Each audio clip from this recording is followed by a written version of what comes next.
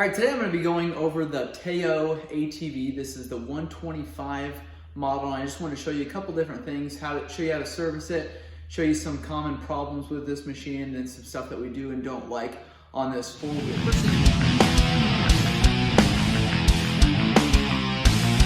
First thing we're going to go over on this four-wheeler is the right-hand side here. We've got your brake pedal here, and since we're over here, we've got your dipstick on this side. Directly underneath of your motor, you can see that right here is going to be your drain plug. So when you go to service your four-wheeler, I like to let that four-wheeler run for a little bit, then I pull that drain plug, let that oil drop for 5-10 minutes at most. Go ahead and put that drain plug back in, snug it up. I can get you the torque specs on that.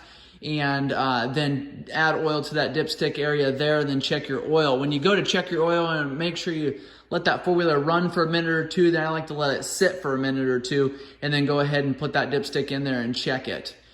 On this side here, you can see we've got your starter. On this side, I'll show you the starter from the other side. We've got your head pipe here. We've got your exhaust muffler here. I have seen where guys will take this baffle out here to add a little bit of noise. It does not add any horsepower to this four-wheeler, but it does make it a little more noisy if that's what you're going for. We've got hydraulic rear brakes. Like I said, we've got your brake pedal here. Here's your rear master cylinder. Here, this is also your reservoir. So if you need to add fluid to this, you've got a sight window here, and you've got your cap here that you got to pull, two different Allens to pull this. Then you can add brake fluid to here. Here's where your brake pedal mounts up down here. And then you've got a rod here that you can actually adjust if you're needing to get a little more lever there to go ahead and engage those brakes a little bit quicker. Going around here to the front of this four-wheeler, still on the right-hand side, we've got your spark plug here. We've got your cap that can just pull off there, and then your coil runs up here and is right behind your steering stem there. Also, you've got your ignition switch here. You've got an on and an off, and that key is removable. A lot of times when you buy these new, you have two keys. I like to make sure to put one somewhere where I've got a backup if I need. Add air if you need to. If these tires are getting low, they actually come with a fairly aggressive tire on them. We've got these caps here. A lot of people ask me, do you need to have those caps on there? If you take these off, which it's simple to do, just pull them off. You've got a nut in behind here, and then it's got a keeper that runs through that axle. Now, if you go ahead and run with these off, you can. What that's doing there is allowing dirt and debris, water, sand, anything to get in here, and can cause some rust. And could cause some troubles when you're going to replace, say, the front wheel bearings. It just makes it a little more challenging to do that. I do like to run with these on. They're very expensive. You can find those online. I can give you a link to those if you need, but I do like to run with those on. You got your suspension here. It's nice about these little four-wheelers. You've got adjustable front and rear suspension. The way you adjust it here, I've got separate videos on how to adjust these and for your weight, what it needs to be at, but you've got several different positions here. Go ahead and take a wrench and turn these here. It's a spanner wrench. It takes a specialty wrench, but I've showed on other videos how to do that without that specialty wrench. Got your tie rods, one on either side. Here's the tie rod that I'm talking about here. You've got these ends. Fairly common for these ends to go bad. They just waller out and are extremely loose. When you go to replace these, make sure, I like to replace both of them at the same time, then go ahead and make sure these nuts are adjusted the way that they should be to the tie rod ends, and then snug these nuts up. When you loosen these, if you're needing to adjust these periodically, and you may want to, if your tires are wearing funny or maybe the four-wheeler's pulling off to one side or the other, the first thing I would check to make sure your A-arms aren't damaged or anything, make sure your tie rods aren't damaged, and then go ahead and adjust these. Loosen this lock nut there, the lock nut right there. Spin your tie rod depending on if you need to turn your wheel in or out, but that is how you do that. Spin this rod here, and then tighten your lock nuts up again.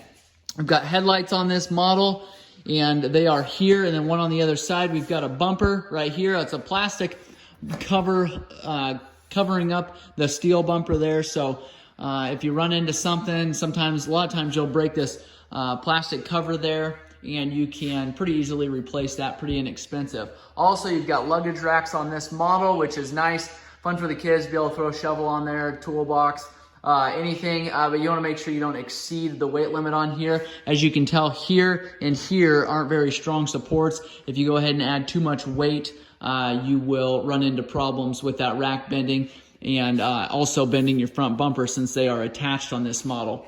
Up front here you'll see, and I'll show you the best place possible, but you've got your VIN number, your year, your model, what it is, and then a couple different specifics about this four-wheeler. You've got the CCs there, you've got the engine family that it's in, you've got where it was built, the motor that it is, some of the regulations that they follow, and then like I said, down below there is a silver tag that should be on the four-wheeler when you buy it, even if you buy it used. That'll give you the VIN number there as well as the model number and a couple different specifics about the four-wheeler. One thing I didn't cover on the other side, you'll have both of these. This is the left-hand side here, but you'll have that also on the right-hand side. This is your upper A-arm, your lower A-arm. Again, your shock and your tie rod is back here. You want to make sure that your ball joints are good on the upper and lower A-arm. If those start to get loose, sometimes these joints will wear out right here. You want to make sure you replace these joints immediately. That is a common wear problem from just dirt and debris getting in there, and then this front end bouncing around, going over different terrain. These ball joints will wear out. You don't want those loose if you've got a kid riding this four-wheeler. You've got a group of wires here, and one thing I want to mention on this four-wheeler, we've had some electrical problems. We've had to get into this cover here. This is just a rubber cover. Cut the zip tie off. Make sure you don't have any wires that are broken or not connected in here. You want to make sure you don't cut the wires when you're cutting the zip tie, but you can pull this boot back and inspect those wires. On the front end here, you've got your brakes. That's ran by the front right lever on your handlebars, but you can see here is a brake cable. One runs to either side of the four-wheeler for your front brakes. We get down in there and show you. So this cable runs all the way down to the wheel here. When you pull that front brake lever, what you're doing is pulling that in, and it's got drum brakes in there that will tighten up, and that'll slow your four-wheeler down. You've got that cable on this other side, exact same way. If you want to adjust your front brakes on this model, up by the handlebar here, up by the dash, you've got some adjustments here. Looks like a 12 millimeter. You've got a lock nut, and then adjust these cables accordingly. You want to make sure that they're not tight all the time because you don't want those pads engaging constantly. You want to be able to, when you let off the brakes, you want those brake shoes to release. On the left-hand side here, I told you that we had some electrical problems with this four-wheeler. What it ended up being was the switch. I didn't want to have to wait for parts, so what I did was order the starter solenoid as well, which is over here, the starter relay. And I just ordered them both at the same time because that is a problem, and it could have been either of those things. It turned out that it was the switch. Switches are very inexpensive, so are the starter relays. That's why I bought them both at the same time. We've got your gear shifter here on the left-hand side. You've got a drive, neutral, and reverse. You want to make sure that down here that your lever is properly tight, because if you go to shift this back and forth, you don't want movement there on the lever when your rod down here is not moving. You're going to wear that shaft out that's down there and cause some issues. So just make sure that when you're shifting it into gear, that shaft down below there is actually engaging like it should. On the left-hand side here, you've got an on and an off petcock for your fuel tank. What happens here is, and if you can get in here and see, you've got this line here that runs from your fuel tank, and you can see a fuel filter there, runs to that fuel petcock. On the other side of that fuel petcock, it runs down and goes into your carburetor. You can see here's your choke lever here. You want to make sure that this boot is on there really well. If you can see that, that's your air filter. You want to make sure that that's attached properly with no leaks, or you're going to have some issues with dirt getting into that carburetor. So just inspect that periodically so you don't have that happening.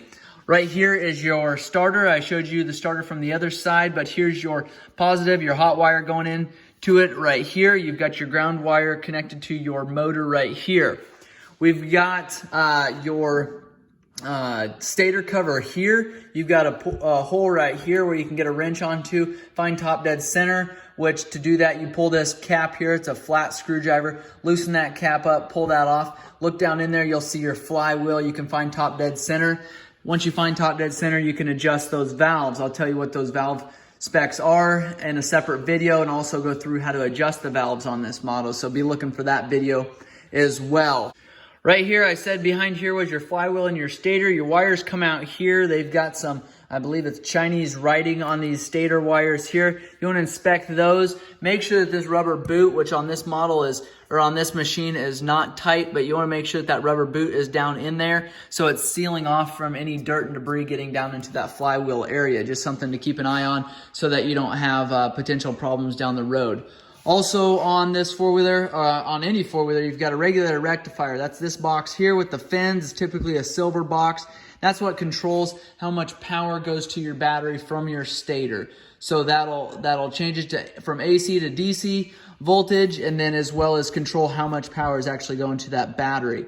Here's your starter switch there. I kind of talked about that earlier, but you've got a hot wire coming from your battery here. You flip the switch on, or you hit the start button on your handlebars there. That'll take power over to the other side, and that'll engage your starter. If you've got a bad starter solenoid, typically what happens is you can jump this with a screwdriver or something with a insulated end. It'll start your four-wheeler, but you use a starter switch and it doesn't jump across here. That may mean you've got a bad switch, maybe you got a bad wire going to your starter solenoid, or maybe you've got a bad relay. What happens a lot of times is these solenoids will start clicking. People will go and automatically replace this solenoid.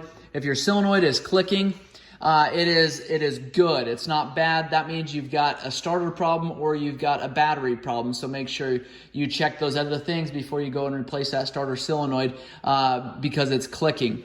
Right here is your drive chain here, going back to your rear sprocket. I'll show you a separate video on how to adjust that chain. You want to make sure it's adjusted properly. This might be a little bit tight. This is where the customer brought it in at, and that's fairly snug.